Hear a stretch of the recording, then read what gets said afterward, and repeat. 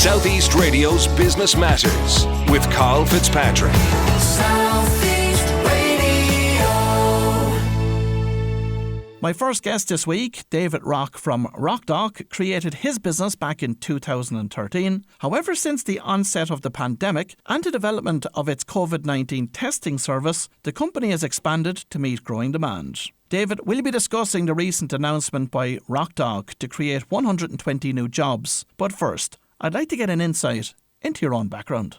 Yeah, certainly. So I'm an emergency care practitioner myself. I run a few different companies here in Ireland and the UK. COVID Check, which is the one, RocDoc COVID Check, which is the one that was born as a result of, obviously, the pandemic. But prior to that, we've ran RocDoc GP clinics, minor emergency units, FestiMed, which is our UK and Irish mobile hospitals at festivals and events like the Dublin Marathon, the UK Isle of Wight Festival, all that sort of stuff. So we put in a full infrastructure locally on site to prevent local impact on the HSE or indeed the UK with the NHS. And prior to the onset of the COVID-19 pandemic, how had the business evolved and grown? Well, I mean, we were based over in the UK with the festivals and obviously the Irish side then with the GP and minor emergency department. And really over the years that just grew to quite exponentially to the point that, as I say, we covered things like the Dublin Marathon, which was over 200 medics on duty for one day. And if we look at I think it was a 96-metre marquee hospital we used to put in for that one before the pandemic got a hold of it. So that's kind of how things progressed and kept us busy, as they say. And in March 2020, of course, Ireland was thrown into chaos with the arrival of this highly transmissible virus. But in the subsequent months, RocDoc set up a testing facility for COVID-19. Talk to us about the steps that you needed to take in order to prepare for this change in your service offering. Yeah, it was quite a large learning curve, if I'm honest. I'm a clinician background myself, so I wouldn't be have a science or laboratory side. So we employed all them specialties, and we opened our own Category 2 labs in Dublin, Cork, and Shannon, and got all the right people involved to make that happen. But it really expanded much quicker than we'd expected, even just from a customer care point of view and our telephone and chat side to be that demand, because back then people were really concerned, and modern day now, where if we say someone's come back as detected so they have COVID-19, it's not as big of an impact as it was back then. So back then, if you said you had COVID-19, kind of people would be quite upset and quite concerned. I'm not saying that they're less concerned now, but it's less of an impact. So we found having our nursing staff talking directly to the patients at the time, we're being on the phone for a considerable time. So having that call centre facility set up really was key in the early days to put people's minds at ease. And apart from testing for the HSE, your testing service is very much tailored towards international travel. And with that in mind, the results require a fast turnaround time. So how is that achieved? So we did a partnership deal from a testing point of view, from a laboratory point of view, with an international laboratory called Eurofins, which will be one of the biggest private labs here in Ireland. So they took over our labs and we started doing PCR on site. So now we have the facility of actually having a full laboratory with PCR, RT-PCR capability at Dublin, Cork and Shannon. Locally by where the testing's actually occurring. So that has decreased the transport time and the logistical issues of samples and sample custody, etc. So that really has sped up the process huge amount.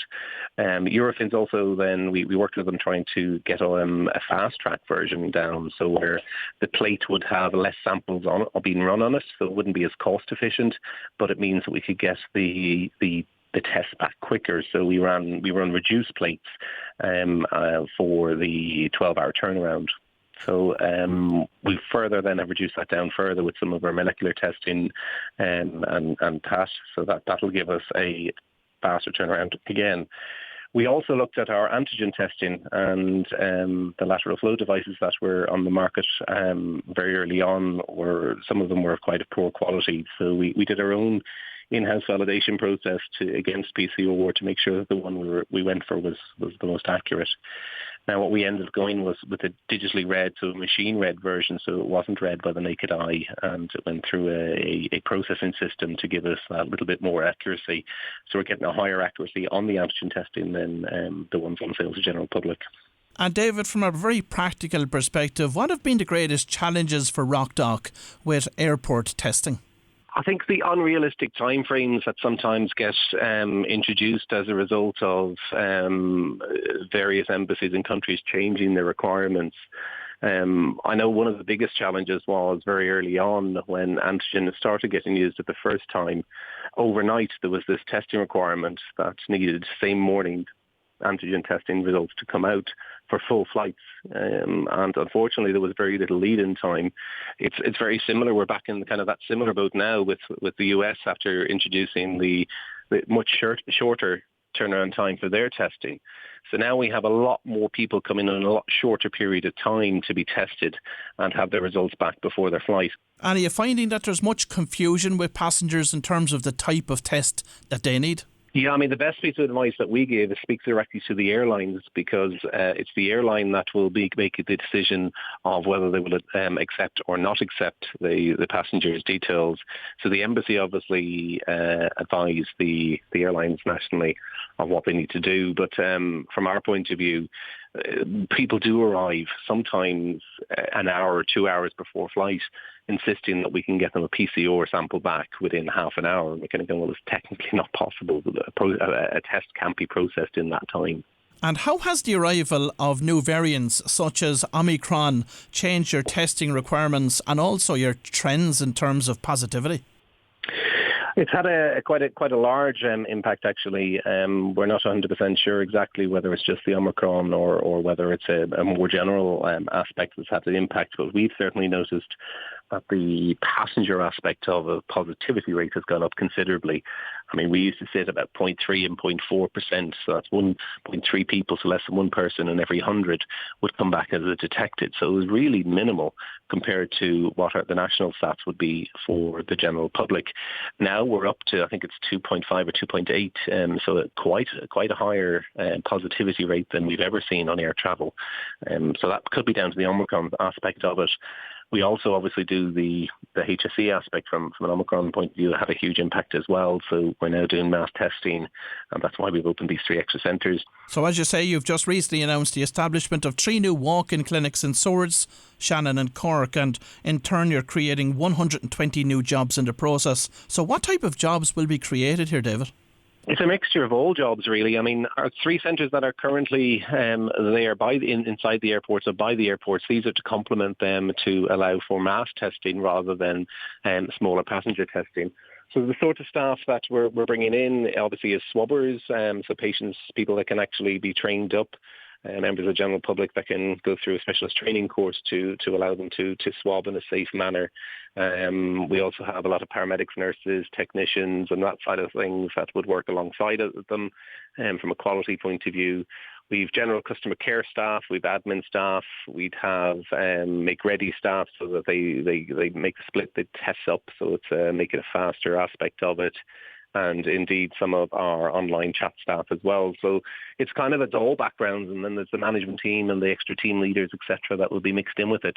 And of course, with the increased transmissibility of the latest variant, Omicron, do you expect that you'll need to open further walk-in clinics and facilities over the next 12 months? Yeah, I mean, we have other areas sourced and kind of ready on standby if the requirement is required. I mean, at the moment, we feel that from a regional basis, that will be the best option. Rather than opening up a load of smaller centres, we're trying to open up the larger centres with the larger capacities. But there's certainly 3 or 4 other areas that we have in the pipeline that, if required, we can open. And I'm conscious of companies like Let's Get Checked and others in the market doing virtual testing. So beyond COVID-19, and hopefully that won't be too far away, what will your growth plans for RocDoc be? So that's a very good question, and we really do want to get back to whatever normal is going to be. I mean, I think the biggest thing we've learned now is that it's here to stay for a while. We need to learn to live with it, and certainly from a business, learn to adapt to grow with it. Obviously, COVID has zapped all our department's energies and focuses, but we still have our other companies that we need to focus on. And there's certainly, from a Festiment point of view, there's a few tenders that we're in for, and from the GP aspect as well. So we can't lose focus that there is life after COVID. And although the whole thing of us assisting with the HSE now was to try and stop a lockdown and try and assist and that sort of stuff, but we are very aware that hopefully in the not too distant future that we will have a normal life again and a normal non-pandemic environment. And David, finally, I know that you're a proud Irish company. In that respect, you're also approved by Guaranteed Irish. Why is that so important for you, and how do you live that? Well, from my point of view personally, as an Irishman, it's very important to me that we do have a presence here in Ireland, that we do employ staff that live in Ireland, that our suppliers, as much as possible, come from an Irish background or an Irish head office and that sort of aspect. So if we look at one of our main suppliers for our consumable items and disposables and PPE will be Medguard, who'll be based here in just off one of our headquarters there in Ashburn. And we look at other companies and we try and as much as possible keep it local. Now, obviously, some of the manufacturing will be done such as the suits and that sort of stuff in faraway places. But as much as possible from our point of view, it is important that Ireland makes a little bit of money out of COVID as well, rather than shipping in inferior products or indeed products that don't benefit the Irish economy, because we are very aware that a lot of businesses out there have been hit quite hard. Well, if you've just tuned in, that was David Rock from RocDoc, and I'd like to thank David for joining us on this morning's programme. Southeast Radio's Business Matters with Carl Fitzpatrick. Southeast